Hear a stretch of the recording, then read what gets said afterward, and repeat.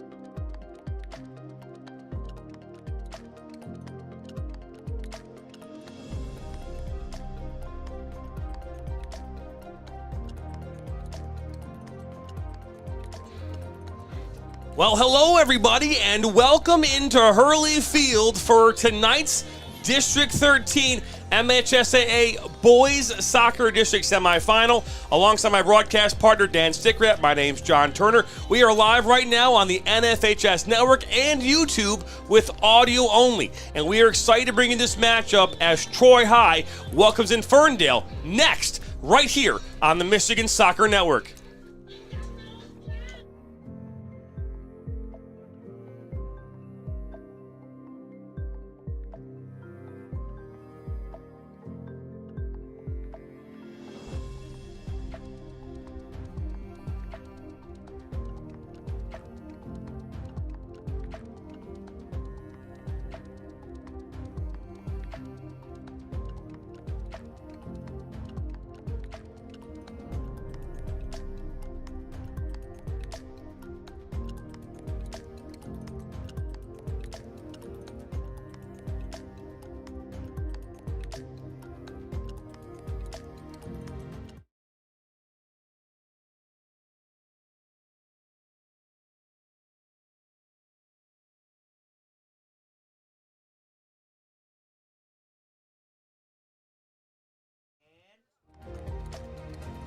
So welcome you back here into Hurley Field for tonight's District 13 Boys Soccer Playoff. As Troy High Colts welcoming in the Ferndale Eagles live on the Michigan Soccer Network on our YouTube channel as well as on the NFHS Network. That's where you can watch the video feed of this tonight. Audio only will be available only here on YouTube for the playoffs. And we're excited. We announced it here last week, but we're going to announce it here again. We will be bringing you all 4 state championship games here live on the Michigan Soccer Network and our YouTube channel here, starting with audio only at 10 a.m. on Saturday, November 4th for Division 4, all the way through the 5:30 kickoff of Division 1. So we're excited to be able to bring that to you. And Dan, you know, first coming up here, though, we've got a good matchup here. And, you know, a Ferndale team that, after talking with the head coach from Ferndale, you know, his message has been was very clear. He's like, hey, we understand what's you know, the task at hand. And right now it's going to come down to the team that wants it more. Yeah, and Ferndale's been more competitive the last 4 or 5 years. They're a program that's improved overall. I believe they're tied for second in the OA Blue Division this year, and they're playing Troy. Troy's played much better. It was a rough start for the Colts. They graduated 16 players from last year and 9 starters. They only had 2 starters and 2 reserves back that actually played significant minutes last season. So this was mostly a new lineup for the Colts. They got better and better. They pulled a couple upsets here in the middle, late to the regular season, and they drew the better of the draw, so to speak, on this half of the bracket. So Troy, young, but very competitive. And they're looking to get back to the district finals. They've been there several times here in the last decade. They won this district last season with a 2-1 shootout victory over Berkeley. And Berkeley's on the other half of the bracket, taking on Troy Athens here later tonight here at Hurley Stadium. That they are, as we're going to hand it off here to the public address announcer as he's announcing the names here from both these sides. And we'll do that right now. Number 6, Leo Pinoza. Number 7, Graham Bauman. Number 8, Benjamin Sumar. Number 9, Johnny Worrell. Number 10, Clay Kuzmano. Number 11, Peter Leto. Number 12, Andrew Paluski. Number 13, Zephyr Fegley. Number 15, Noah Kumagunga. Number 16, Kai Tenafrenka. Number 17, Avery Cole. Number 18, Santiago Coronado. Number 19, Jack Cox. Number 20, Mateo Coronado. Number 21, Zarin Ahmed. Number 22, Nahul Lakorka. Number 23, Ibrahim Dekorouni. Number 24, Casey Musi. And number 28, Brady Courtney. And now, for your Ferndale Eagles. Number 00, Leo Curran. Number 1, Amateo D. Number 2, Darian Harbin. Number 3, Quinn McKee. Number 4, Quinn Zibelman. Number 6, Milo Mead. Number 7, Pearson Clark. Number 8, Zach Stone. Number 9, Wade Weekly. Number 10, Nolan Jones. Number 11, Zachary Wilson. Number 12, Ben Martin. Number 13, Griffin Bailey. Number 14, Amir Newman. Number 15, Brendan Campbell. Number 16, Luke Jarvis. Number 17, Ben Stelter. Number 18, Mason Schultes. Number 20, Judah Shute. Number 21, Melvin Das. Number 22, Christian Ford. Number 23, Ajani McCullough. And number 24, Malik Hunter. Officials for tonight's contest, Shamik Krasinski, Walter Schroren, and Randy Hiller.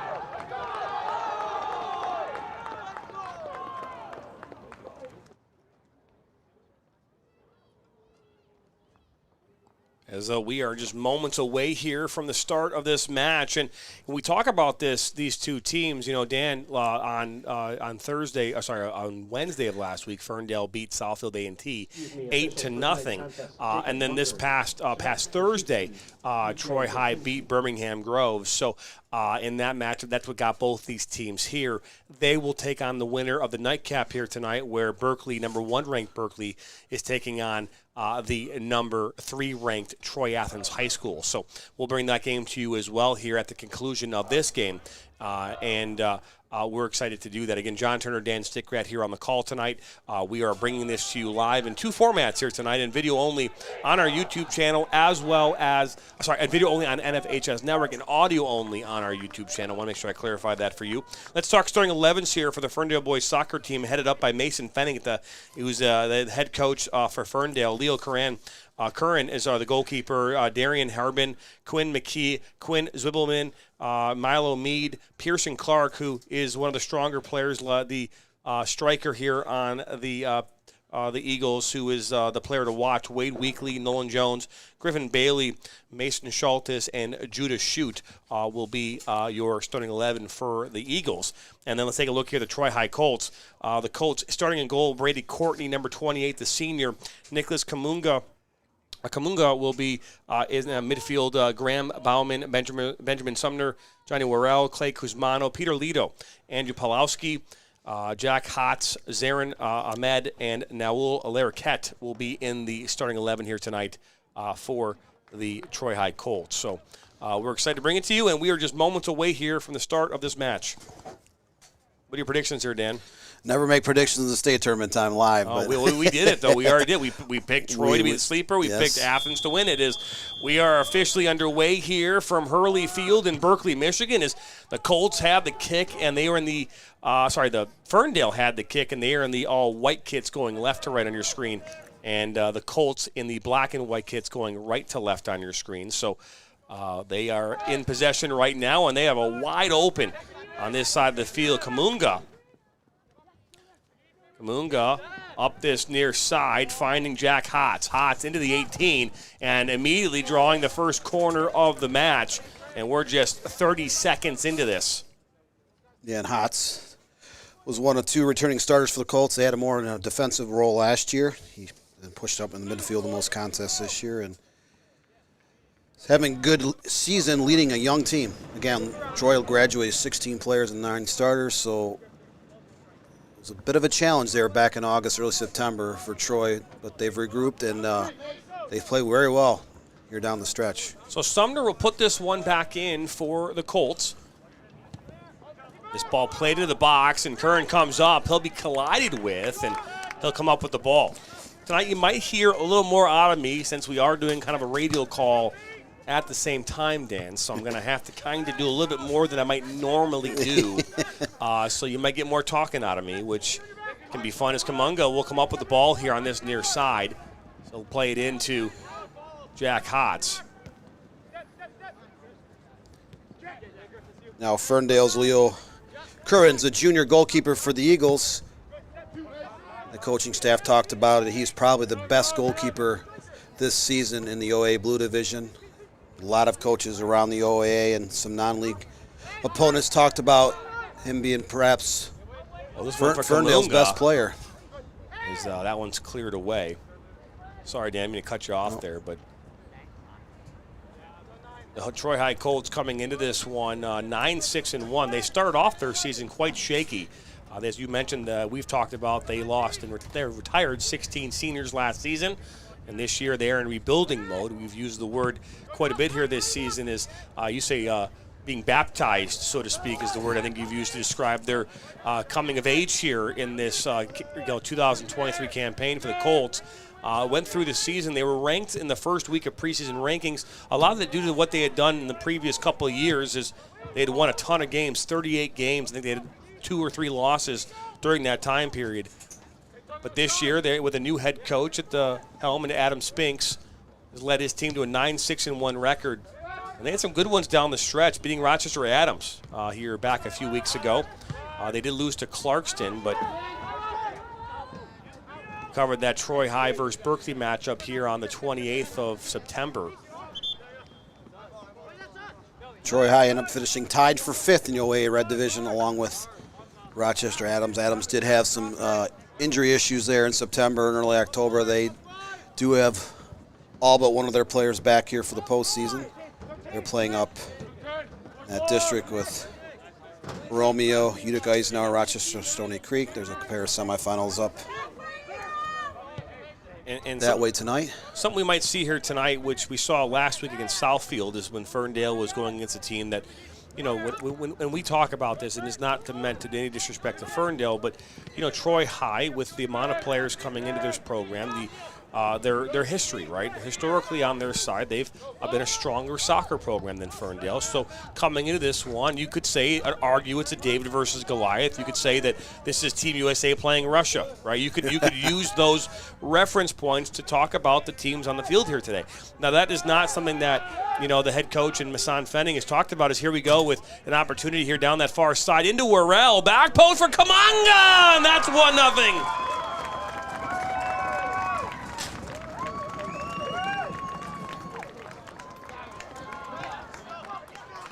So just like that, as we're talking about, Nicholas Kamunga getting the goal and giving the Colts a 1-0 lead here, 4 minutes 15 seconds into this match.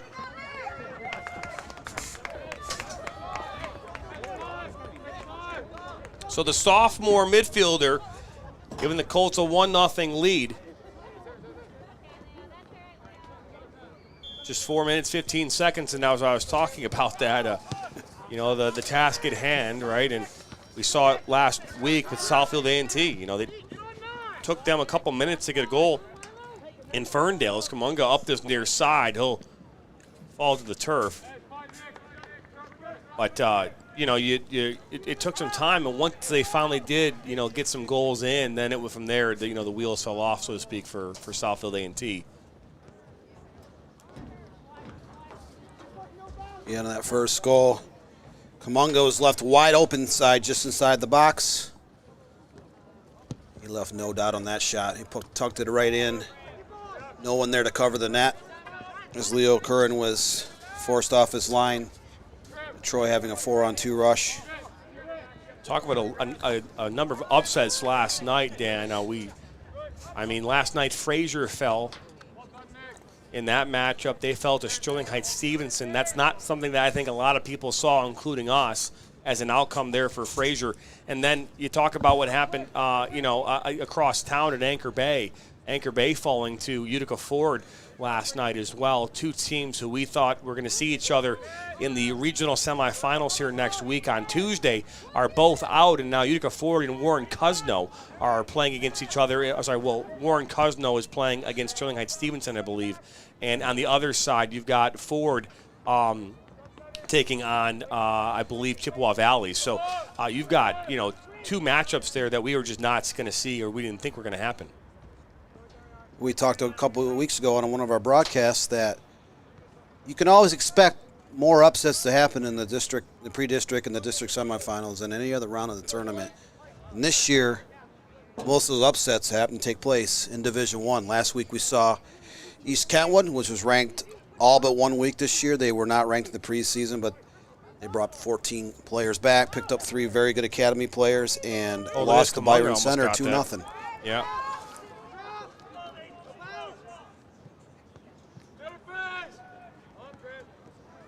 So as Curran has the ball in his hands, will knock this one up well over midfield. That is a big boot from Curran, junior goalkeeper. And now Ferndale making their way up, and this one will go all the way back to Brady Courtney.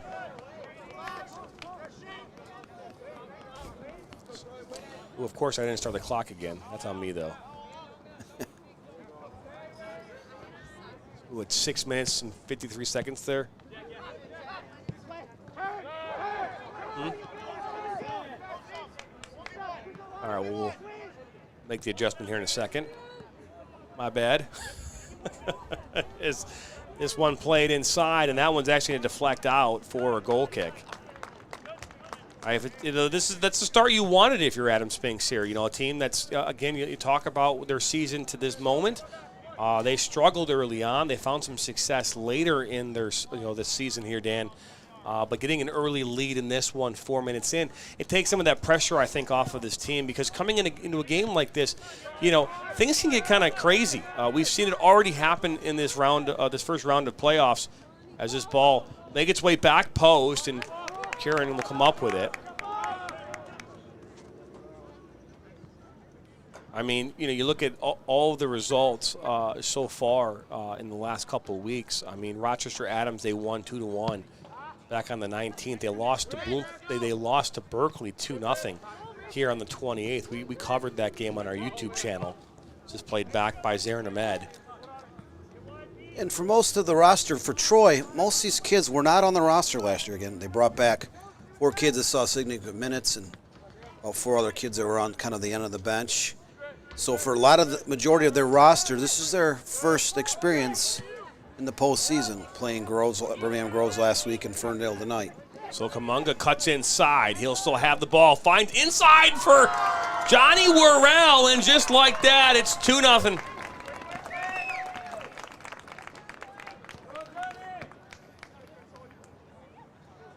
Troy threading the needle with some nice one-touch passes there inside the box. Johnny Worrell is left open, close ranged. Able to tuck it in past Kieran. So 2-0 here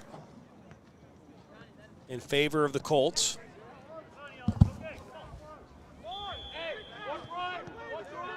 So 3 shots by Troy. Already have a 2-0 advantage over Ferndale. And something we talked about too, Dan, is when we talk about this bracket specifically, we argue that this is that south end of the bracket here is a foul being called against Troy High. We said was very, very difficult, and you see how Berkeley had to come through themselves, had to come through a Royal Oak team, in that first round. And while it was a tough game, it ended up being 3-1 in favor of Berkeley. You look at that, and then they had to take on the winner of the Athens Seaholm game, and that's going to happen here, tonight in the nightcap.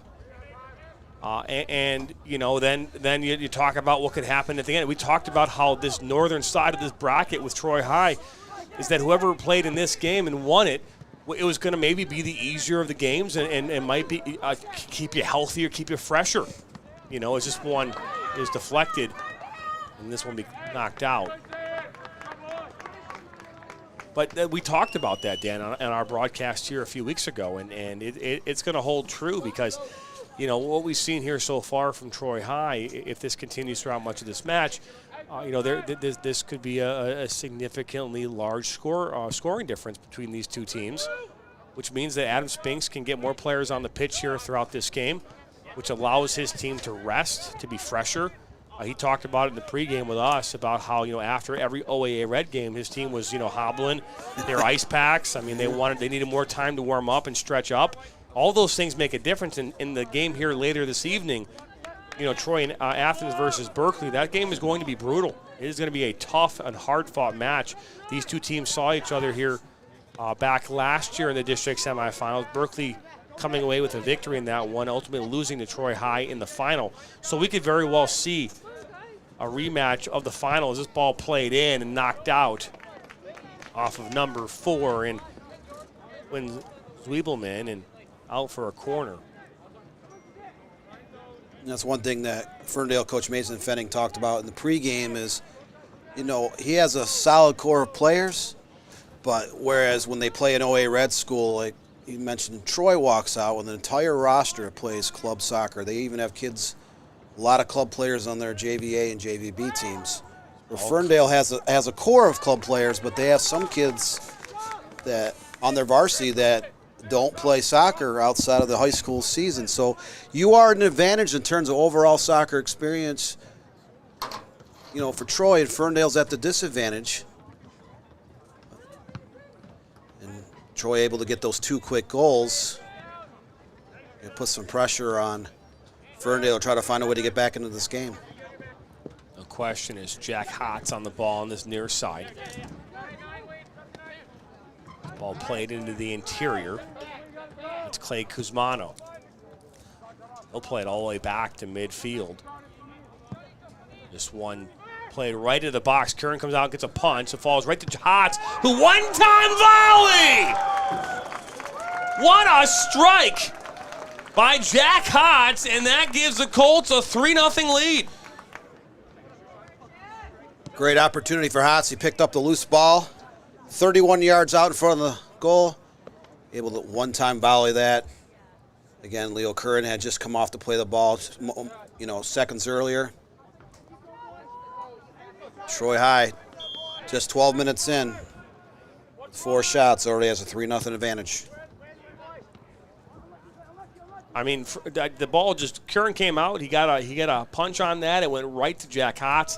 He did not wait. He stepped right into it. He lasered that one into the back of the net, and that gives the Troy High Colts a 3-0 lead here with 27.5 to go here in half number 1. And just, 12, 13 minutes into this game, Dan, 3-0 the score. You would imagine that Troy High will continue to keep their foot on the gas. This one into Kuzman. There's Mongas. He'll put this one towards that near post, and that one, Kumunga will go out after the save from Curran.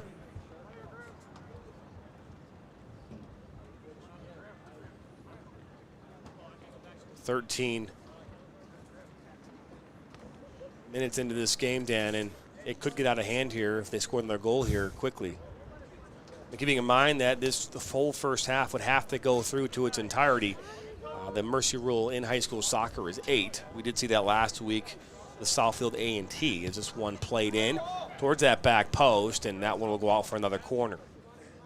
Already fourth corner kick coming up here for Troy. We still have 26:40 left to go in the first half. Troy has dominated from the get-go, scoring a goal less than 5 minutes into the contest, and they're already up 3-0 over the Eagles. Complete control of this match. This ball comes in over everybody, but Hotz does get a head on that as it makes its way towards Curran. He'll make the save.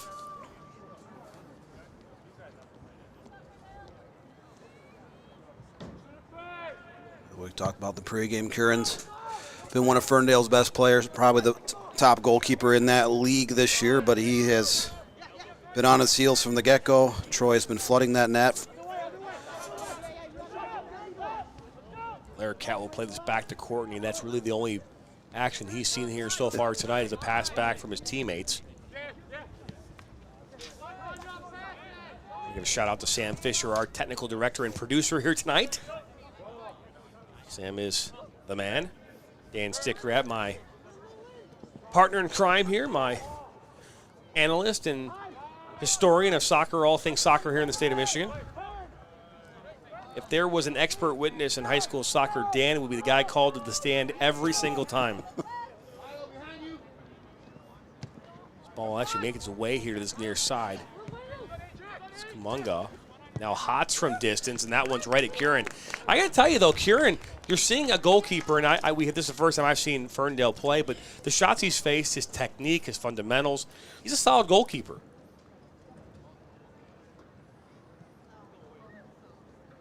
He's still a junior. He has one season left. He'll be a third-year starter next year.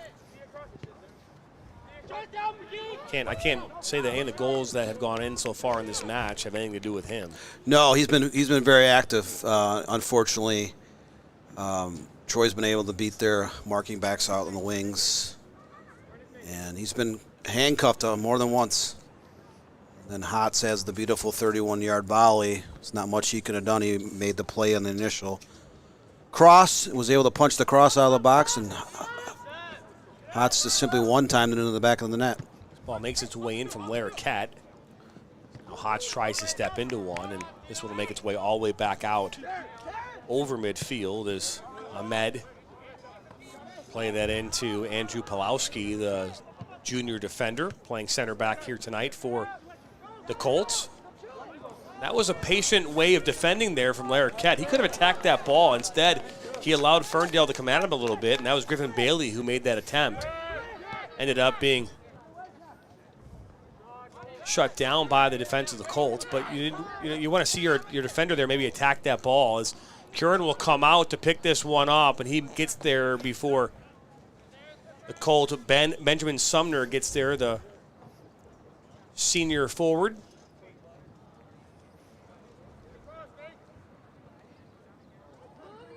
Ferndale's going to look to get the ball to their senior captain up top on the left side, Pearson Clark. Leads the Eagles with 12 goals on the season. So far, a good cutback there from Pearson Clark, showing why he one more dangerous threats here for this Ferndale Eagles side. Worrell. This one will go over the top for Kumunga. Kumunga will cut back, and that's good defensive work.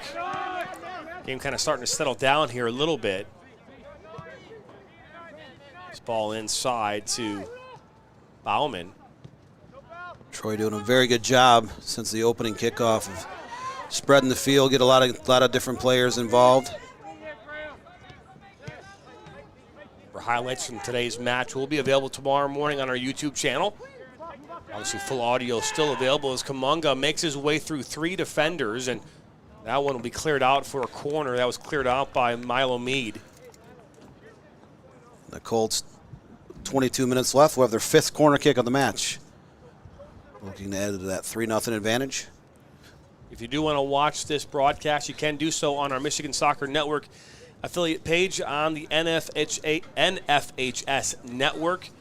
You will have to pay a $10.99 membership or subscription fee per month in order to join that network. As this ball played in, and that actually hit off the head there, I believe,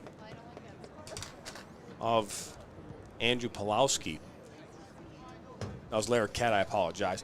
But for $10.99 a month, you can access that. And obviously, especially if your team might be making it their way, longer in this tournament, all these games are only allowed to be streamed with video feeds on the network. So it is worth the subscription. If not, you can just hang out here on the audio side and enjoy what Dan and I have to say. Just sit back, close your eyes, rest your head on a pillow, and maybe we might send you to bed. I don't know.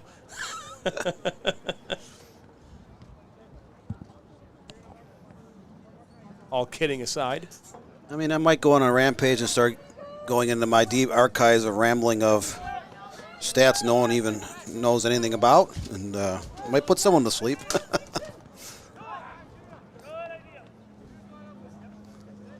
Nah, Dan, you would never put me to sleep.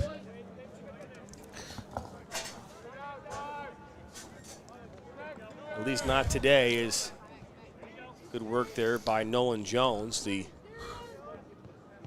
senior midfielder for the Eagles. It's a little chilly out tonight. Old lady fall has reared her head. We had 80-degree temperatures less than 2 weeks ago, but as I always say, this time of year you got to expect pure Michigan. Got to expect pure Michigan. That's right.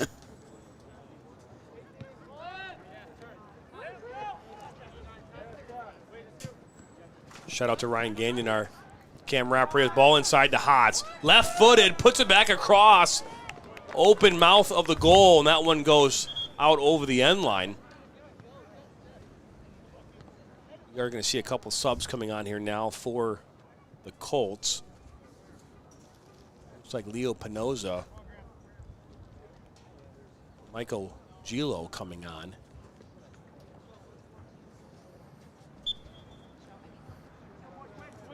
Troy still with that 3-0 advantage. 3 goals. They have 5 players already reaching the stat column, with Nicholas Kamunga having a goal and assist. He scored the first goal and had the assist on the second one by Johnny Norwell. Jack Hotz with that great 31-yard volley. Unassisted as Kieran got that punch. It's Kamunga now. He'll just get this possessed. It's Wade Weekly, and there's a ton of Frank of that. The one that came in, it was not Giglio. All played inside.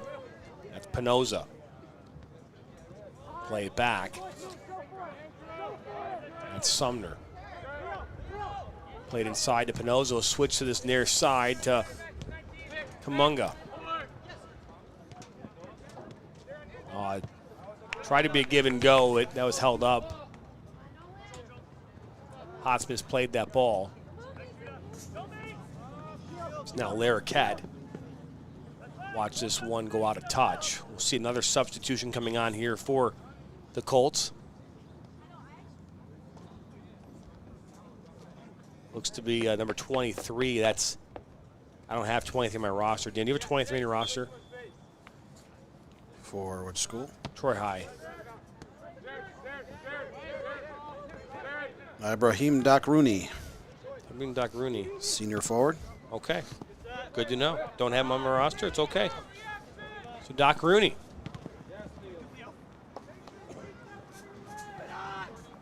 So throwing up this near side and settle down. Ferndale had a possession here the last couple minutes. This is Swivelman, and wearing that captain band. He plays center back in a central defensive midfield position here for the Eagles. He'll make his way back to center back, though, right now. Both these teams playing a 4-3-3, at least a version of it.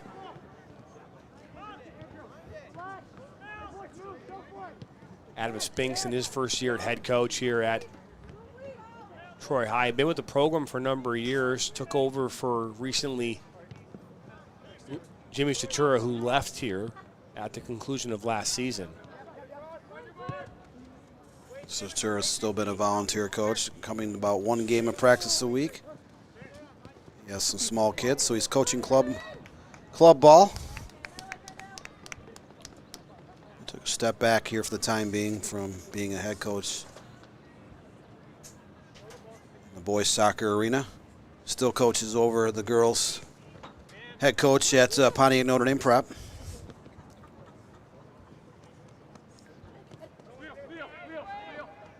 Now Pinoza will play it back. Troy continues to do a great job of spreading that field, getting just about everybody on the field touches, slowly building that attack. Franca out wide to Sumner, and that one goes out.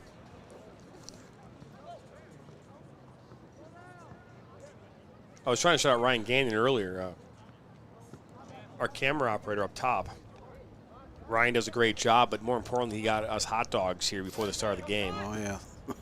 And that was huge. We can never go through an entire game without somebody migrating over towards food. That's right. Food is it's a prerequisite. It's the life blood of our growth as a network.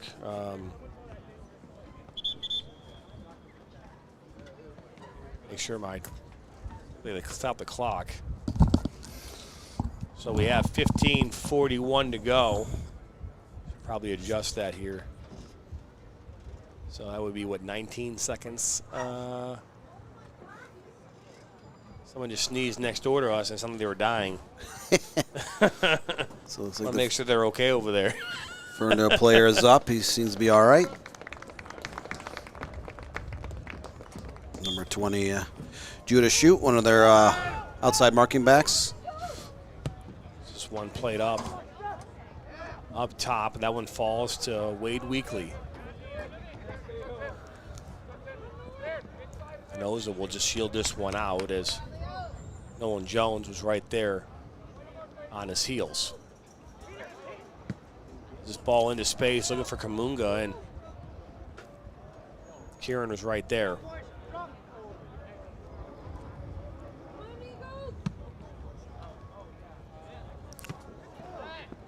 A little shove there in the back as now you're going to hear the whistle, and free kick coming up here for the Eagles. The foul there was on Ahmed.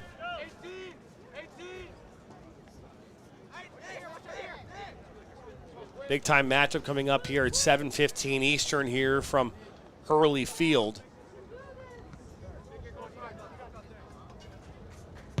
This ball played up, and that one's actually misplayed by Sumner. But Hotz finds Kamunga, and this one he played up, and good hard battle on this near side, but you're going to see as Wibbleman falls to the turf. The Athens Redhawks are walking into the stadium right now. Coached by a longtime head coach and Todd Hugh. I think he's been there since 2012. Only 2 coaches in the history of Athens High School, Tim Storch and Todd Hugh. This ball was played out wide. Now Hotz, another half volley. This one goes up and over.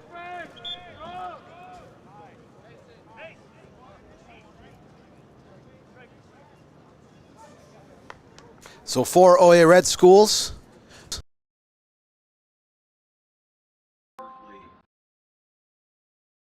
Is playing Romeo up in Utica tonight.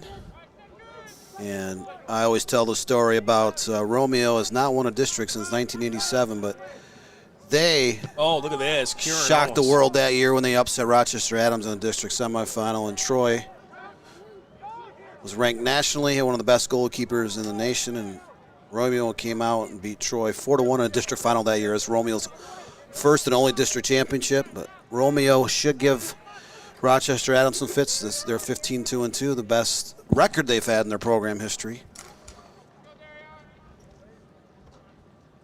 And then we have Clarkston and Oxford both won their district semifinals last night. So the OA has two teams that have punched their way into a district championship match this week.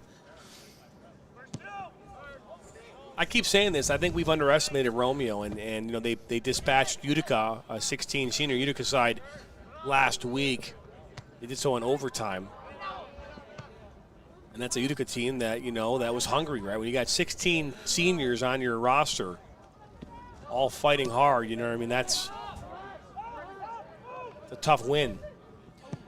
And then, they're taking on Rochester Adams tonight. And we've talked about Rochester Adams throughout the season. They've kind of dealt with that sickness bug and injury bug that's kind of kept some of their players off the pitch. And that's a kind of a core reason just to why they've struggled here in this 2023 campaign. You can't take their coaching and their talent for granted. They're going to see an advantage here. That's a great call by the referee as this ball switched to the near side to Kamunga, as the flag will go up, though, and offsides. And I'm not just saying I disagree with the offsides. I might say, well, hey, maybe you bring that back and give them the advantage from midfield then.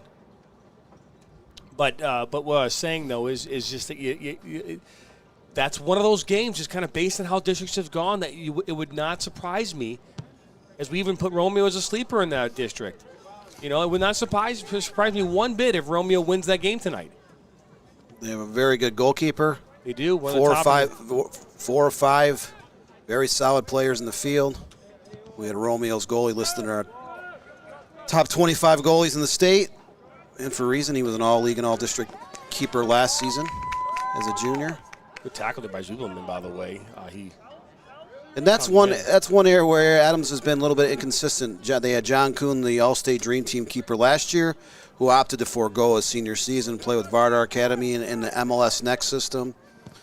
And Adams went through a difficult stretch there in September where they were trailing Clarkston 2-1 during an hour-and-a-half rain delay, and then they came back, and Clarkston was absolutely on fire at that point of the season. They ended up beating Adams 7-3. Adams lost 2 or 3 kids to injury that night, and they came back 2 days later and lost to Oxford 4-0. And they've had a couple other rough outings this year where they got shut out by Ann Arbor Pioneer 4-0. Pioneers playing in the district semis tonight against Monroe.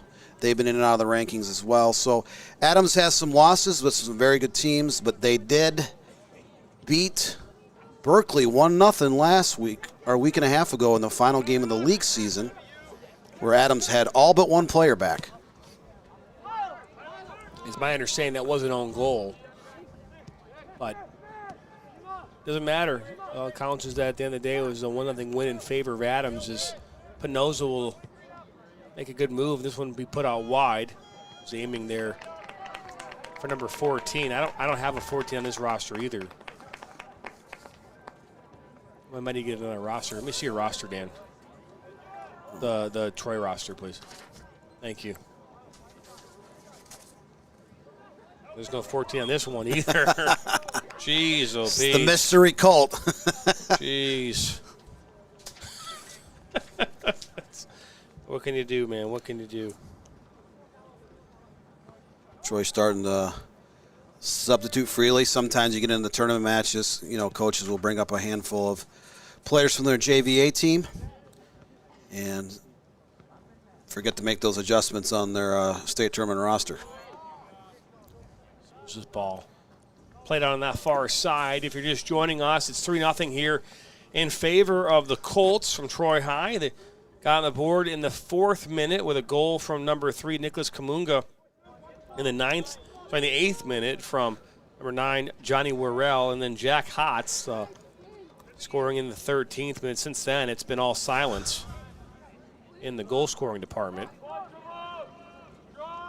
We're watching this live on the NFHS network and on YouTube with audio only. John Turner, Dan Stickred on the call from Hurley Field here in Berkeley, Michigan, home of the Berkeley Bears. We'll be kicking off here at 7:15 Eastern against number 3 ranked Troy Athens in the second leg of this district semifinal here tonight. And that should be could be billed as a classic when you have 2 top 5 teams playing in a early round game of the postseason. It's just how the numbers fell. Troy Athens started out at a very fast pace. They went through a tiny rough patch there in the middle of the season. Ended up finishing 3rd overall, but they got hot at the right time with 2 weeks left in the regular season.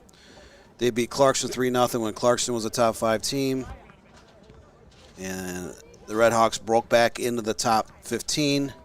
A couple weeks later, all the way up to the 3rd slot. So Athens playing some very inspired soccer here late in the season, and that's when you want to play your best soccer. When you get late in the regular season in the state tournament, Athens is a different type of team. They don't have that one superstar. They've had, many of All-State Dream Team, All-State first team players in their history. But what the Redhawks do have is they have waves of players that are all pretty even, where they pull out starters, they put reserves in, they'll go 15, 16, 17 deep, and you won't even notice that there isn't a drop-off. So Athens is a very deep team. Scoring's been pretty spread around.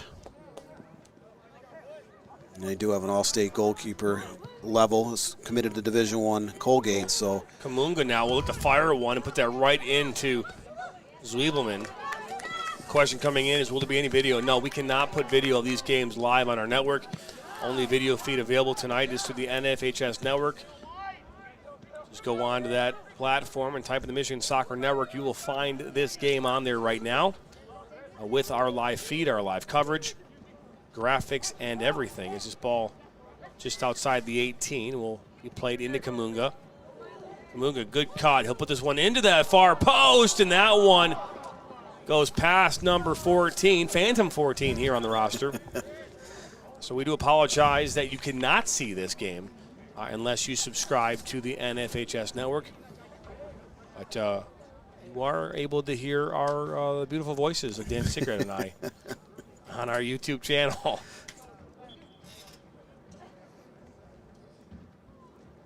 Be a long throw-in attempt here for the Colts. Now by the end line, slotted back across the 6th, and this one cleared out towards midfield. It was Mucci. It's Casey Mucci, 24. JV. Some of these are JV players who are getting minutes here now. So 5 minutes left here in the first half. Troy has been in complete control. That 3-0 advantage. They have actually outshot Ferndale 9-0, 6-0 on frame, and they have the game's only 5 corner kicks. But more importantly, Troy has not let Ferndale to even mount much of an attack. They have been knocking the ball all over the field. The Colts are definitely on the same page tonight. Looking to get a 4th tally here before intermission. So Lair Cat will put this one in towards the box. He's looking there for maybe Dacruni. It's Mucci. A little flick from him. Now Kamunga. It's a good poke away there from his brother Noah. That's a shot from 14. If we don't have a player's name and number, we always say Phantom 14 or Phantom whatever number that might be. So when they score, we'll say Phantom 14. It happens from time to time here at the high school level. It's much more common at the higher levels in amateur soccer. UPSL, UWS. Just a good throw in there. Settled down by Franca. Cleared away. It's a good look there at the Athens side as they're waiting to get ready to warm up.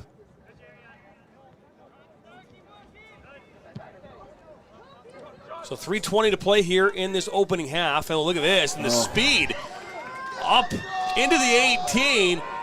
Is there any way to get a shot off? It goes off the near post. That was Darian Horbin. And they're going to say it went out. It looked like it just went just wide of that right goalpost, kind of off the wheel, down near the ground. And you almost saw, I mean, there was a foot race there, but you almost saw Larroquette kind of grabbing at Horbin's hands. Had Horbin got down there, that could have been catastrophic for the Colts because that could have been led to a penalty shot, led to a red card for a denial of an obvious goal-scoring opportunity, and you would not have Larroquette, one of your senior leaders and captains on this Troy High team, not available for their next match, barring that they don't allow 3 goals here or more the rest of this game. Unless Troy has a cataclysmic collapse, they're going to advance to the district final. But from the Colts standpoint, who would you rather see more? Would you rather see your arch rival, who you lost to 3-1 back in August, in a game that was wiped out with 26 minutes to go due to a severe thunderstorm? Or would you rather face Berkeley,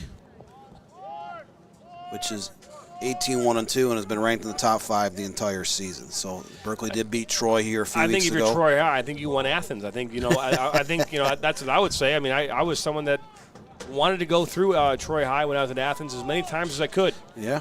And with a free kick coming up here, though, just outside the 18, this would be about 22 yards from goal. You got 2 players standing over the ball, and Pearson Clark, as well as number 13 Griffin Bailey. It looks as though Pearson Clark will stand over this one. 4-man wall. Clark, left-footed shot, far post, save by Brady Courtney. That's the second shot of the night, first on target for the Ferndale Eagles. It was a good one from Pearson Clark. Pearson Clark is Ferndale's leading goal scorer this year with 12 tallies. Ball comes into the 18 on the corner, and that one is blocked going through traffic. Put right back into the mix and cleared up by Pawlowski. So Ferndale very dangerous here in the final minute and a half. Deck Rooney, and this one will be cleared away.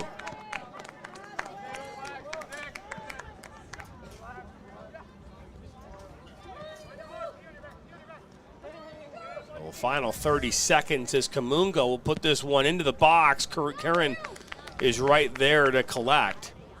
That should be the final opportunity here, maybe of this first half. Clark is fouled there by Mucci.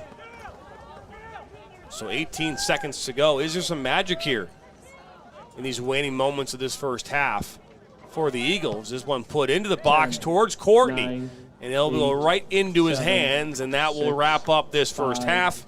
4, 3. You can hear the final clock, and that is the end of the first half. And Dan, any thoughts here before we kick it to our first break? Yeah, Troy dominated the first 38 minutes. They took that 3-0 advantage. Ferndale showing signs of life there in the last minute and a half, 2 minutes. They actually had 4 shots, 2 on frame. Had a corner kick down there, but were unable to convert. Troy Colts came out on fire, converting on their 3 of their first 4 shots of the evening. So Troy in a great position, up 3-0 over Ferndale. We still have 40 minutes of soccer, and as we already seen, especially in Division I this year, there's been upsets galore from Grand Rapids to New Baltimore and everywhere in between. So Ferndale's going to have to find a little magic, a little bit of luck, postseason luck, to get back in this game, but anything is possible. Troy High just needs to keep doing what they're doing, controlling the ball, and maybe sneak another one in there and kind of widen that gap even further. That's right. We got 40 minutes to go to decide who is going on to play in the next round, the district final here on Thursday. When we come back, those 40 minutes on the other side of the break. It's at the half, Troy High 3, Ferndale 0.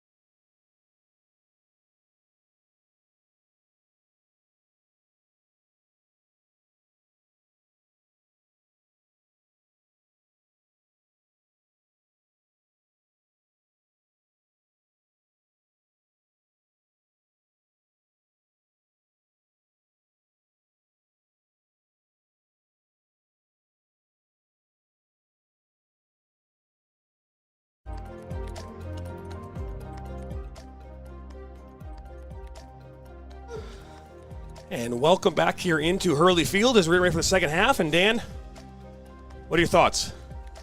Well, I think Ferndale's worst nightmare was realized in those first 15 minutes where Troy came out, had great possession, was able to tuck away 3 goals on 4 shots. Ferndale did settle down, and they actually attempted all 4 of their shots in the final minute and a half of that first half. But Troy's dominated play throughout, and oh, look at this. Just like that. A goal, and it's 4-0. That was scored by Peter Lido, number 11.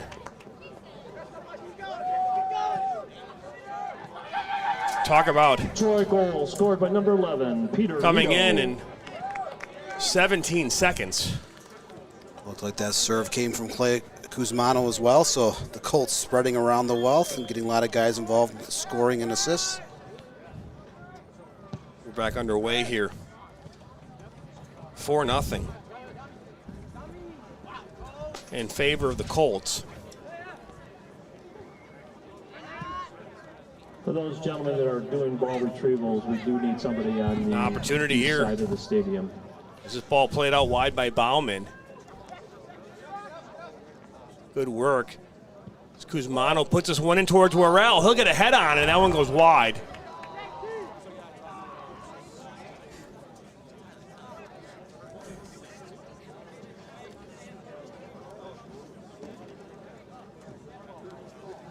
Troy adding to that lead. 20 seconds into the second half of the goal. Peter Lido making it 4-0. Ferndale just does not seem to have an answer.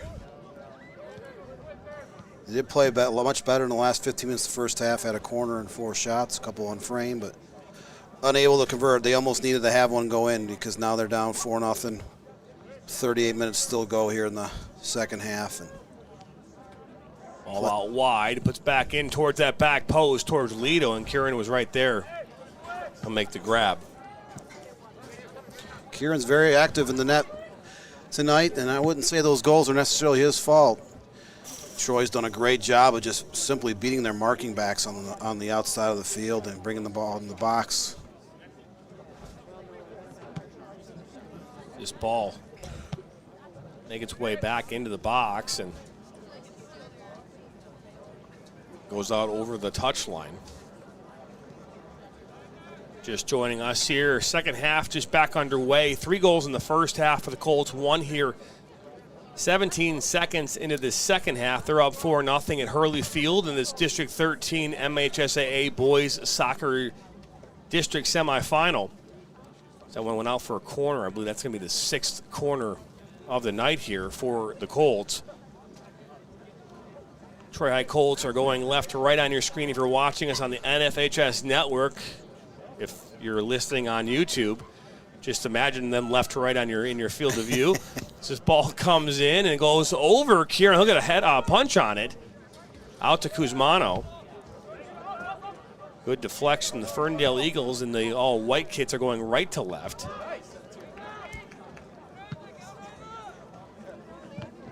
That's a good win, and now he'll be chased down by Bauman, and he'll knock it out.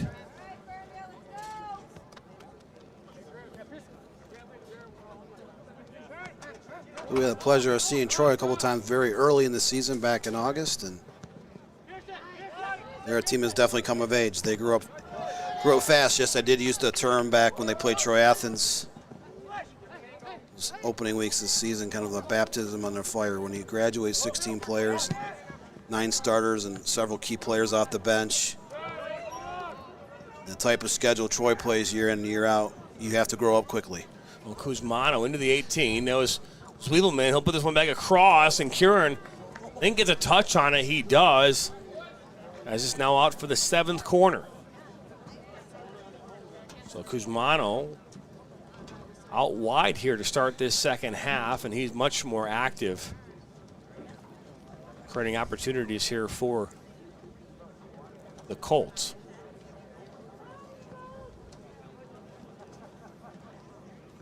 So we're going to see this corner coming in. Not a bad ball. Curran goes up, gets a touch on it.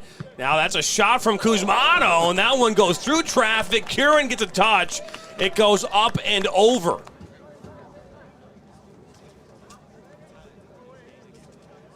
So what a strike there from Kuzmano. That one went low and somehow made it all the way through traffic and off of Curran and up and over. So we'll try this one again, number 8. That one's kind of headed away, still inside of the danger area. Is just drop. Pearson Clark, good work from him. I'll give him right back to the Colts. It's Pinoza. Sumner goes down. And back by Larroquette and the Colts, and they'll reset. Pawlowski inside. We'll say that later tonight, that second game, it's going to be loud. It's going to be really exciting here. Is this one inside the 18? Coming over is Bauman, and he'll get tied up. A little shove there at the end, and that's Pearson Clark that went down. Yellow card is going to come out. The referee will pull the card out as the clock comes to a stop. So Graham Bowen drawing the yellow card for the Colts. Coming here in the 46th minute. First card issued in the match for either side. But as time ticks on, Jonathan, the more Ferndale's going to have to press and find a way to get back in this game if they even can. Well, as Worrell and he'll watch this will go out for a goal kick. Ferndale did a great job in the last 15 minutes of settling down. Well, created some chances, but they turn around and give up a goal 17 seconds into the half. But here's my thought, though, Dan, and this is where my headspace is at, is that, you know, you got 33 minutes to go. There is a big game coming up here at the end. I mean, this game, I mean, for the lack of better terms, is you could argue that it's probably over, right? And I'm not trying to be no disrespect to Ferndale. So if you're the Colts, you want to get out of here. So go score some goals, get this game done, and go rest. Do you really want your team playing another 33 minutes here today? I mean, I don't. I mean, they got a tough match coming up here, whoever they're going to face on Thursday. So go take care of business. They're going to, yeah. I mean, Troy's going to have to play a team. It's a top 5 squad. I mean, Troy, Athens, Berkeley are both top 5 at this current point. Well, unless you go off of new rankings next week, which would have them probably be dropped out if they lost. Yeah. The rankings in some of the divisions this year, especially D1, were quite volatile. I mean, teams are in and out, dropping, climbing 10 spots in 1 week. We saw Troy Athens climb back in a couple weeks ago after they were honorable mention for like a month. Yeah, and we talk about it. They're not a team that has some explosive talent that is just like, you know, there are certain teams you can look at from top to bottom that just have unbelievable talent. And Troy and Athens has good players. They're solid players, but the thing that sets them apart, it's a tactical thing that Todd Hugh has done a fantastic job with, and that is really, really allowing teams to come at you and then just finding a way in transitional moments to throw it, just to shove it down their throat. And when you do that right, you will win a lot of games. Because they're okay allowing teams to come at them. There's not a lot of teams that could sit there, Dan. Berkeley being one of those teams. Berkeley is totally fine sitting back and allowing teams to come at them. They defend well. They are able to, they send 2 and 3 defenders to every ball. They smother attackers. They really do a great job of shutting down the offensive side of the game here for teams. Athens can do the exact same thing. So it's going to be a really interesting game here this next game, as you have 2 teams that like to sit back and counter. And how that's going to work in either one of those teams' favor here tonight, we'll be finding out here in just under 45 minutes. Yeah, Berkeley beat Troy Athens 2-0 back on September 7th in an OA Red matchup. And, you know, Berkeley has had a solid run here with goalkeepers, as is Troy Athens. I mean, Seth Davidson has been playing his way into possible all-state first-team goalie in Division I, maybe even a consideration for the Dream Team. He's been as good as any goalie in the state this season. And, you know, he's a 4-year varsity kid, but he only is second year as a starter. He fouled another all-state player, Ryan Surwa, who was all-state second team, you know, 2 years ago. And then Davidson was all-state third team last year as his first year as a starter. And Athens has been known to produce very good goalies, you know, dating back to their first season back in 1981. I mean, a really great goalie came out in 1999, graduating in 2000. So I wonder who that could possibly be. No idea, Dan. I don't know who that could be. It's too bad that goalkeeper couldn't win a state championship when he was on the pitch, but great goalkeeper. Nonetheless, had 10 shutouts his senior year, averaging under a goal a game. I think it was .84 was my goals against average. I'm sorry, the goal against average, that goalkeeper. Yeah, that goalkeeper. That goalkeeper was an understudy to a one Mike Robinson who won a state championship in 1997. And to be fair, if I had played more years between the pipes, I would have been an all-state player myself. So, as a matter of fact, that year, the goalkeeper from Brother Rice was, I think, Mike Timlin. Timlin was a physical specimen. He was a very good goalie. He was an all-state goalkeeper himself, as this one. I believe he was the it's back when they were in Division I. Yeah, they were a Dream Team goalie. He was the Dream Team goalie back in the fall of '99, if memory serves. I went all district that year. I believe that I probably went. I was all region something in there. I don't know, but yeah, I didn't have a chance of going all state because I'd only been a goalkeeper, starting goalkeeper for a year. It's this ball looking in for Lido, but now it goes out wide to Kuzmano. Kuzmano will cut back. He's got Worrell, and he's plays this ball in towards Lido. Out comes Curran, and a one-time shot saved by Curran. Worrell with the rebound. That one cleared off the line, right back into Curran's hands. Leo Curran is having a night and is the sole reason why this game is not completely out of hand. He made not one, not two, but I think 3 saves there as we see some highlights of some MHSAA commercials on our screen. Now, Leo Curran, like we talked about in the pregame, the coach said he was probably the best goalkeeper in the OA Blue Division, likely an all-league choice this season. He is a junior. He said a lot of coaches throughout the OA, not just the Blue Division, but other divisions and some non-league teams that Ferndale face from other conferences. Every game, opposing coaches talked about Curran's play. He's very active between the pipes, so make some very solid saves. He understands how to play the game. But on the 4 goals that the Ferndale has conceded, Curran was pretty much handcuffed. I mean, Troy just made a couple great plays, had some guys wide open in the box. Well, you're seeing that here. You're seeing that right now, and I couldn't agree more with what the way he's playing. Is this ball played into the 18, and it kind of bounces around a little bit. It's Franca. So play that one back. But you're seeing it firsthand. I get why he is a player that they're having conversations about. And to be fair, you know, you could say, hey, if he was playing in the OAA white or playing, ooh, that's a hard tackle right there. We're going to stop the clock for that one. We might see some colors here, yeah, and we do. So 2 yellow cards there, I believe. It was Kuzmano got one as well as Nolan Jones. No, it wasn't Kuzmano. It was Nolan Jones. No, Kuzmano did get it. Yeah, he's walking off. But you argue, hey, if he was playing at an OA white school or if he was playing in the white or playing in the red, that he would maybe be getting some even more looks. But look at a good play there. See the replay on the NFHS network. We're back underway here now with Colts up 4-0 here with 27:31 to go here in this second half.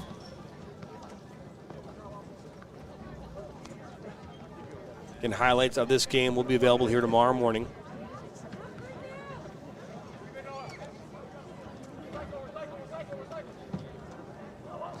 You know, sometimes a goalkeeper, not necessarily on a great team, but on an average or below average team, can stand out because they're making saves, they're coming out and playing crosses, they're very active, patrolling the box. coaches are quick to praise a goalie that can keep a team into it. Every year you see maybe a goalkeeper that's winning some postseason honors, maybe not even always all state, but maybe all district or all conference or maybe an all county nod. Sumner with a shot that goes up and over. Sumner wants that one back. I want that one back. You don't get a lot of clean looks like that. But I was talking about goalies. Yeah, sometimes you have keepers that will get a lot of praise. I've seen it many times in my 30 years working in the journalism circles here in Metro Detroit, where coaches will really praise a goalkeeper that's, making 15, 20 saves a game. Again, maybe not for a very good team, but we saw that back in the mid-1990s where Farmington Harrison had a goalkeeper, Sarah Klusterman, who became, I believe, the first and only Miss Soccer or Mr. Soccer to win as a goalkeeper. She went on to become an All-American for Michigan honestly, State. I think that they need to find a way, and I know they just started doing this recently, at the high school, the High School Coaches Association, but now you have a defensive and offensive player of the year for each division, and that's great. I think that's great, but there needs to be a goalkeeper of the year award. And I know that on the Dream Team, you get that honor. You're on the Dream Team, but there needs to be that award. There needs to be a positional award for goalkeepers. Yeah, I agree. I think they should, at the end of every season, always pick a top goalkeeper based on the previous 2.5 months. And maybe there's a Golden Boot award. Maybe you take the player that had the most goals, because you know what? Honestly, I don't care what league you play in or who you don't get to decide that as a player. You have to play what's in front of you, right? And if you score 60 goals in a season or 70 goals in a season, and you score more goals than anybody else in the state of Michigan, there should be a Golden Boot award winner for that player at that division. And that should be across the board. And that might be the same player who happens to be the offensive player of the year. But what also happens in that same moment, Dan, is it gives the Coaches Association, it gives these pundits, so to speak, an opportunity to kind of share the wealth a little bit. Because the goal guy that scores the most goals, this ball bends in and goes off the back post, somehow doesn't cross over the goal line and is cleared out. As this one will be put back into the mix, that's Phantom 14. But, to finish my point, is it allows them to share the wealth. So maybe the guy that scores the most goals gets the Golden Boot, and then the Offensive Player of the Year could be somebody else. That can happen still. Yeah, there's a lot of examples. Like this year, one of the leading goal scorers in the entire state of Michigan comes from Division III. Mitch Harrington up at Grayling. Grayling was in the semifinals last night against Kalkaska. I believe he was around 50 goals in the season. Is he the best player in the state? No, but is he having an incredible season as a senior, scoring lots of goals? Absolutely. So, yeah, he could be like your nominee for Golden Boot for Division III if he finishes with 55 goals and no one else makes 50. We saw that 5 years ago with current Oakland University player Micah Sonnesberg at Brooklyn Columbia Central, top 10 all-time goal scorer in state history. I mean, he had a couple years where he just put up huge numbers of 50-plus goals. Helped his team get to the Division III regional finals before they lost to Grosse Ile. And he's actually playing marking back in college because he was a very good marking back for the Michigan Jaguars ECNL team. But that would have been a prime example of a player, in recent years that could have won such an award at the Division III level. Because you're going to see kids score more goals in Division III and Division IV than you are in Division I and Division II. That's just the nature of the beast where there's tougher competition. But even in Division I and II, there are some players that will put up some pretty big numbers. No, and you made a great point in all of that, and that's why I think that when we start talking about postseason awards, there are opportunities for not just the association, the Coaches Association, but just different organizations to be able to look at this in a different way. And I think what ends up happening is I think that because for the longest time, Dan, soccer has been, and I still think to this point, not from our standpoint, but I think generally here when it comes to major sports, at the high school and youth level, it's an afterthought. It's not in the forefront, right? You still think football, basketball, baseball, right? There are, lacrosse. There are other sports that are still getting more notoriety and more exposure here on a regular basis here across this state, across this country. And you say, well, why? What does it even matter? Like, what does it even matter? Maybe is why certain things. I think you could give out 30 awards every year. It wouldn't matter. You know, if a player deserves something, go give it to him. You know, I mean, give them the award. You know, give them something that they can take home and they can write about, because, you know, the high school is such a great opportunity for players to play in kind of that professional environment. This is a professional environment. You're playing in front of a crowd. You got the PA announcers. You got people broadcasting it in some situations. It's a very professional environment. Why not allow these players an opportunity to get a piece of that pie? You know, show them some love. Give them a golden boot. You know, have the best goalkeeper, the award of the year in each division, right? Those things can happen, and it allows the players to aspire to win more than just championships, but to be a part of history. And you can't do that in its current state, and that's a foul. But right, because you look at like the Mr. Soccer, Miss Soccer award winner. You look at that 11-member dream team. There is a goalie on there, but it not necessarily doesn't boil down to goals and assists. It boils down to what kind of package these players are. You know, they're the best player on their team. They play in a high-level club. They're putting up good numbers for a good team. They're playing Division I college soccer in most cases. You know, they're not necessarily someone that's going to come out and you know, score 65 goals. I mean, we've seen that back in 2007. Sunni Sada Dearborn had an amazing year, one of the all-time leading goal scorers in state history, and he went on to play in Michigan for a year, helped the Wolverines to the Final Four, and then moved on to the MLS. But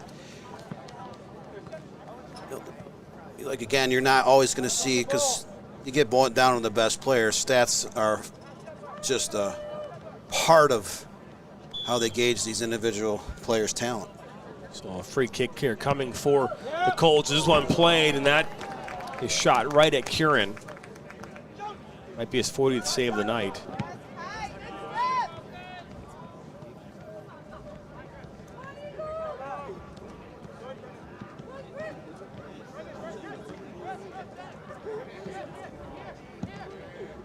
Down at 20:04 here left. Ferndale still up 4-0. Or excuse me, Troy still up 4-0, and unless Ferndale can find a way to convert 4 times here in the final 20 minutes, this is Pearson. Troy's going to advance to the district finals yet again. You know, the Colts have won back-to-back districts. I think they've won 3 in the last 6 years. There was a couple years, Jonathan, where Troy and Troy Athens were actually in separate districts. Oh, really? Yeah, there was a number of times. That's correct.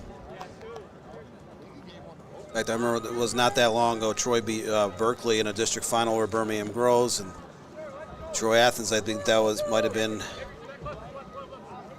one of those years where they were upset by Utica Ford, or 2017, 16, where they lost Utica Ford 1-0 in district finals after being ranked #1 in the state virtually the whole season.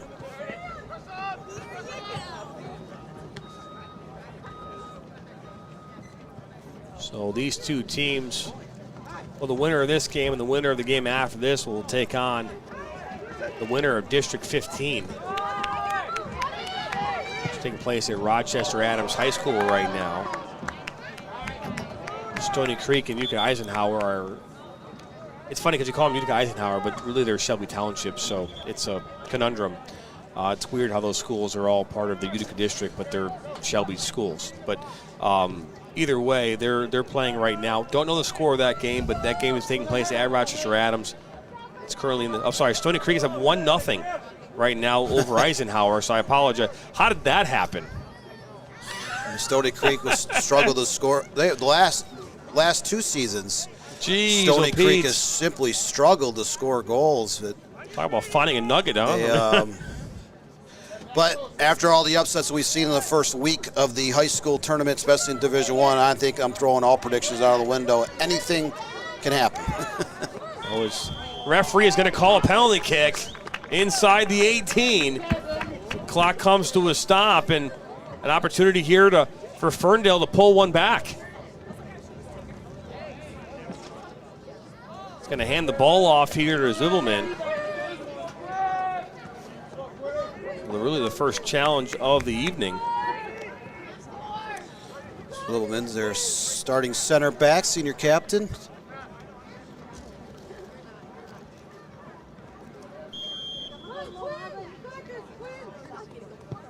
And that, just like that, Zwibbelman gives the Eagles a goal and pull one back. It's 4-1. So first shot of the half by Ferndale's a penalty kick, and they cut the deficit down to 3 goals. A little bit of hope left with the Eagles faithful. So they finally spoiled the shutout. Now they have to find a way to, maybe get another goal here next 5 minutes, make it 4-2, and have some hope. I mean, I've seen strange things happen where teams that were down 3-4-0 in games, and an opposing team, even though they weren't the best team, they found ways to come back and win a game, or at least force overtime. So that's a dangerous tackle, and outside the 18 is Zwibbelman. Just scored the goal, will be credited with the foul. Again, we don't have, there's 25-35 to go in the second half. So Stony Creek currently have 1-0 over Utica Eisenhower.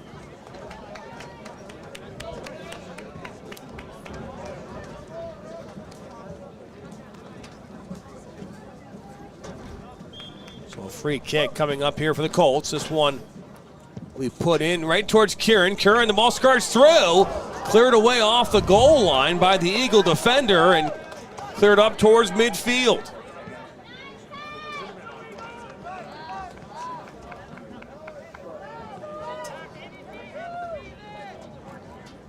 We're coming up after this, and at the conclusion of this game, we will bring you the other side of the semifinals here at Hurley Field. Number 1 ranked Berkeley High School taking on number 3 ranked Troy Athens High School, with a chance to punch their ticket into a district final at Thursday night at 7 p.m. right back here at Hurley Field. Call that one the nightcap in this 2-game matinee.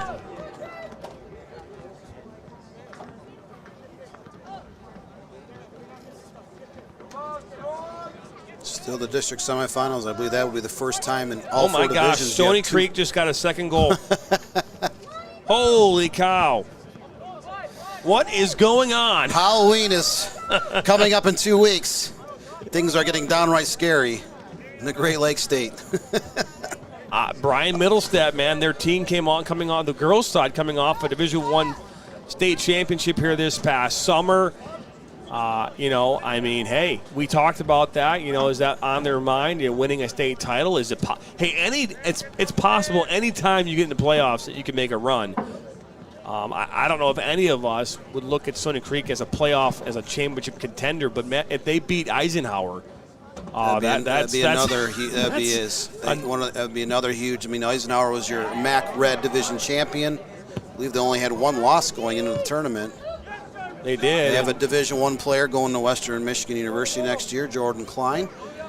And they brought back quite a few key players. They even got a couple kids back that did not play last year. Either played with National Showcase team or one of the MLS Next Academies. So Eisenhower had everything working for him. But state tournament, you begin anew. Everyone's 0-0. You get 1 chance in your opener to show up, and if you don't, you go home. We've already seen a wide variety of upsets, almost all of them coming in D1. Either your pre-district game last week or your district semifinals last night and tonight.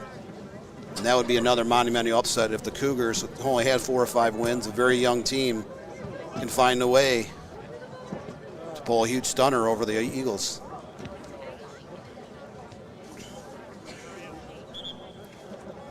So ball goes out on that far side. 14.5 to play in this one. At the conclusion of this game, we will just scoot out of here. We will say goodbye, and we'll get ready for our second broadcast coming up right after, so hang tight. There will be a different stream as the ball goes back to Curran. A lot of smoke coming out from underneath here. I think they're Blackstone Grills firing up those hot dogs and hamburgers, or setting all that smoke up here, and you're going to start hearing and seeing the Berkeley faithful coming into the stands. They will bring a very big crowd here tonight.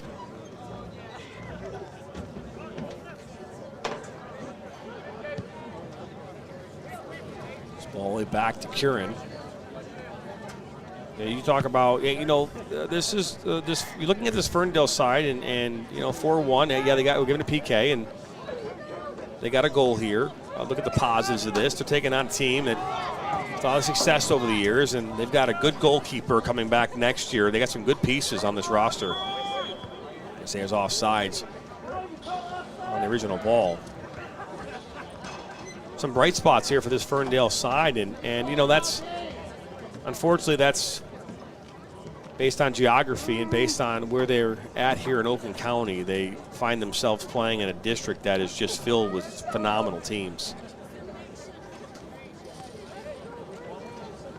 And which is good for them too is getting a first round win, right? That's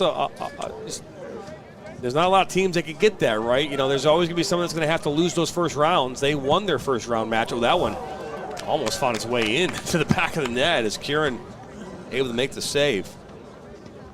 But you think about that, Dan, and it's that's going to hit off the hand there of Pearson Clark. But you think about what's winning a district game, right? I did it for 5 years. In my time there, we won 2 district games. It was hard to do, especially when you're facing off against Berkeley, the first round of districts, 3 out of the 5 years.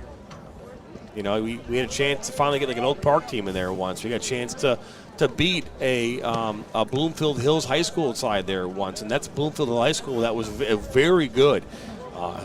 They've won many district championships over the last decade. And they're number 1 seed in their district this year. They're playing much better than they were the last couple of years. They're actually playing tonight themselves, and they're a favorite to win their district this year. So, and they moved to another district because they used to be in this district. Flag did go up for offsides.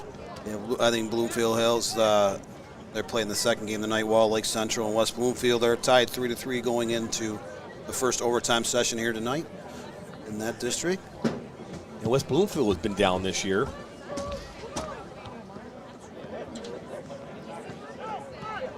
So we're 11 and a half to go. You're watching. You can't control what district you're placed in. You can control how you perform on the field. And it's unfortunate in each of the 4 divisions, Jonathan. You see some districts that are absolutely loaded with very good teams. In some districts, there might be 1 or 2 schools above 500 and 5 or 6 below. But upsets still happen. Just because you have a great record and a great season, you have one bad night or one bad half, you're turning in your gear later that week, and another team is going on. I mean, no question about it. Is Troy High now making their way up on this near side. We are watching the District 13 boys soccer district semifinal between the Troy High Colts and the Ferndale Eagles. Watching on the NFHS network, that's Rooney plays it up wide to Kamunga. Down by the end line, cuts it back. Inside the 18, lays it off for his brother Noah Kamunga, and that one's cleared away. John Turner, Dan Stickrad here alongside our producer and Sam Fisher. Excited to bring you not 1 but 2 games here tonight on the NFHS network. We'll be here tonight and as well for the district final on Thursday, and we'll make our way out to Troy High School for the regionals on next Tuesday and Thursday respectively. We'll also be at all 4 divisions at Grand Ledge for the state championships on Saturday, November the 4th. We're excited to be able to do that. It's the first time ever in state history all 4 state finals are played in the same state. I had a good conversation yesterday with Andy Frushauer from the MHSAA. He's the administrator for boys and girls soccer. But he talked about Grand Ledge has some great facilities. Just a few miles west, about 10 miles west of Lansing. Oh, it's Curran is going to be taken down, and that you would think that might not be a yellow card, but the way that all kind of transpired. But no, you're right. The first time in the history of high school soccer for boys that all four are being played at the same location, and that is it's profound. It's extremely important for the game, and the reason they're doing it on 1 day versus 2 is because of weather. Right? It's easier to make up 1 day than trying to make up 2. And that's why you have it all in one day. Those games will kick off at 10 o'clock in the morning, 12:30, 3 o'clock, and then 5:30, with the last game of the day being the Division I state final at 5:30 p.m. Eastern. We will be there all day long, so we will be providing ourselves with lots of food and snacks and sugary goodness on that Saturday to keep our voices fresh and raring to go for all four state championships in Grand Ledge. We're excited to do it. But the good news for Grand Ledge, again, they have some very good facilities, and you know, talk about fans, plenty of parking close to the school, very big stadium in terms of seating capacity, a very large press box accommodating a lot of different media outlets, and it's centrally located. So looking forward to being part of that, Jonathan, being part of something that the Coach Association has talked about with the MHSAA for many years, about trying to find a site more centrally located to be able to, you know, hold in it, you know, 4 games in one day, which had the right facilities, because there's some very good facilities out in the state, you know, great playing surfaces, but necessarily don't have the press box or the stadium capacity or the parking. You know, there's a lot of factors you have to look and keep in consideration. Just one played by the referee's going to stop the clock.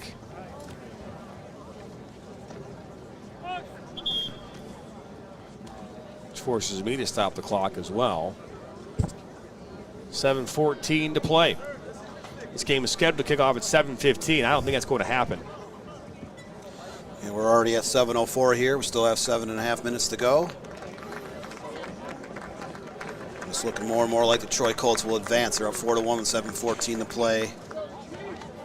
Ferndale scored on a penalty kick, but that's their only shot attempt here of the second half. You're watching this game on the NFHS Network and listening audio only on our YouTube channel, the Michigan Soccer Network. We're going to step aside for station identification.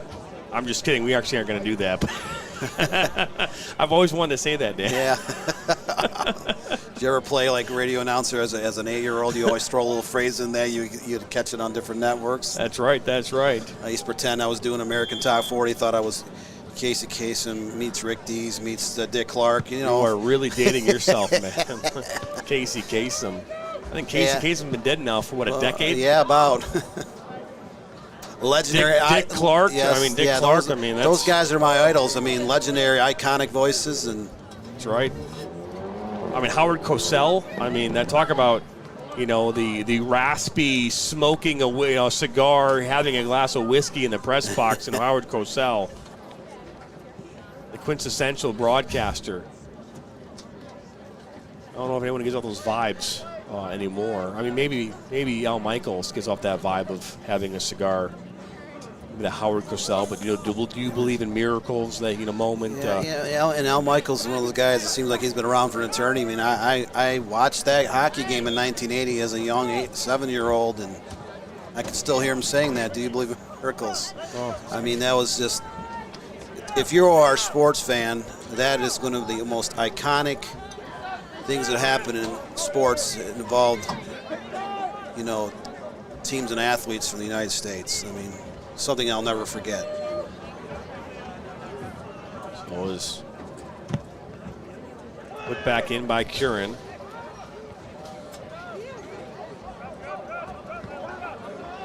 All over midfield. Curran is right there. He'll probably we tried to get a touch on that, and not the cleanest of touches. Kind of reminds me of myself back in the day. I did not have much of the technical and fundamental pieces of my game that you are required to have now as a goalkeeper. Your goalkeepers now are just as technically gifted with their feet as the players on the field shooting against them.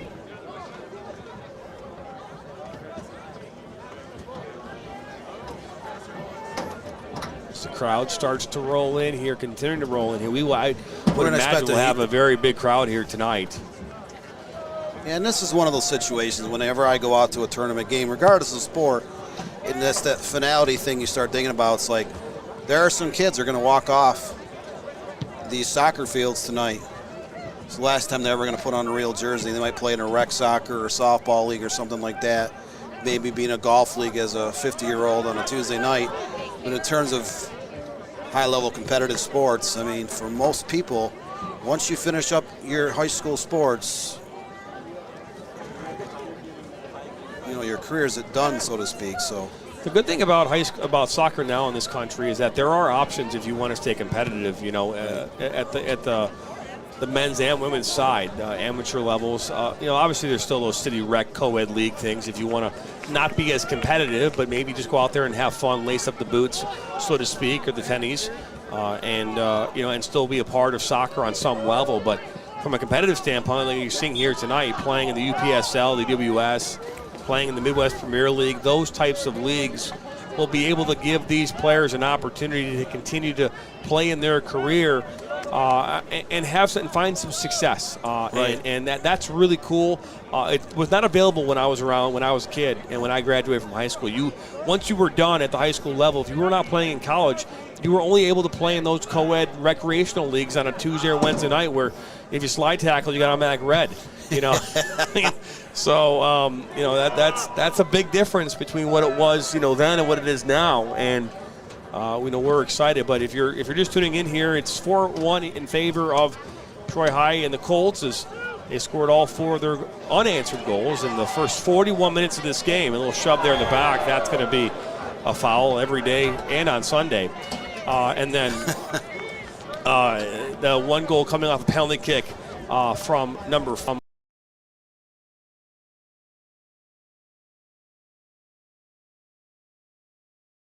And that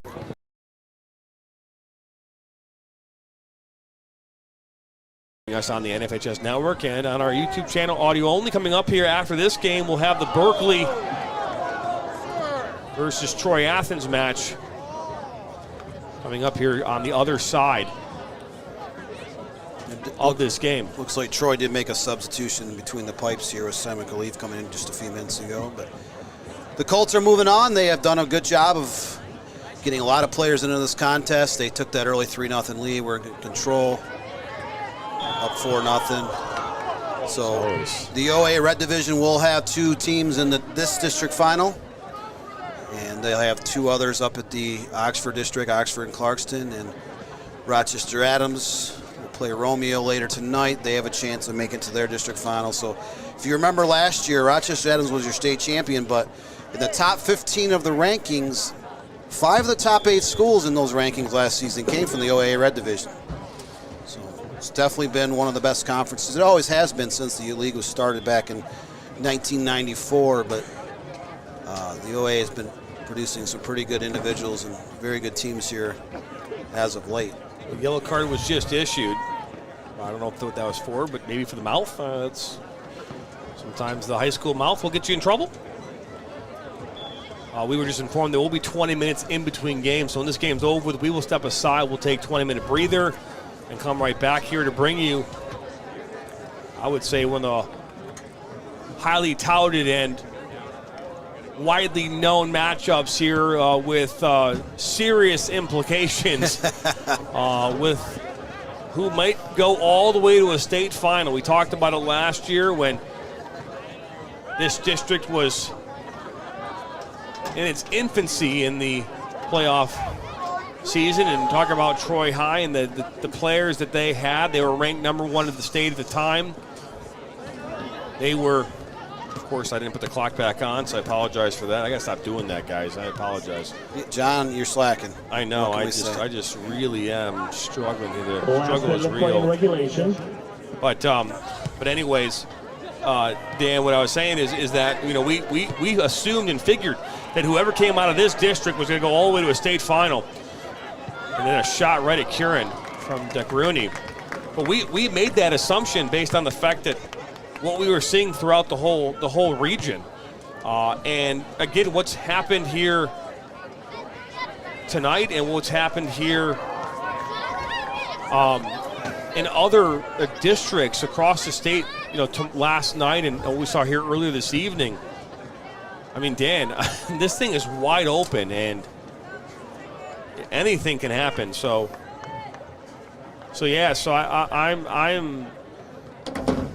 I'm not going to lie. I'm a little stumped on where this thing could go. 9, Well, we talked 8, about with Kevin Tuitt a couple weeks ago and throughout this season, Division One. There's so many teams that are so close to each other. So. 1. And that is the end of this game. And your final score here, 4-1 in favor of the Colts. 3 of their goals coming in the first half. Goal coming from Nicholas Kamunga in the 4th minute, Johnny Worrell in the 8th, in the 13th minute, Jack Hotz with a phenomenal half volley. And then in the 41st minute, number 11, Peter Lido getting on the board. That's the end of the scoring for the Colts. And then a penalty shot in the 68th minute, I believe, is when that goal was scored, coming from Quinn Zwiebelman. And that is the score, and that is your final. For all of us here at the Michigan Soccer Network, I want to thank you for stopping by here tonight. Our production crew and Sam Fisher, up on camera, Ryan Gagnon, of course, my broadcast partner in crime, Dan Sickrat. My name's Jonathan Turner.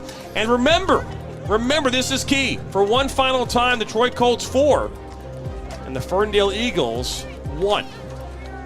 Keep in mind and don't forget, have big dreams. And we'll see you next time on the Michigan Soccer Network.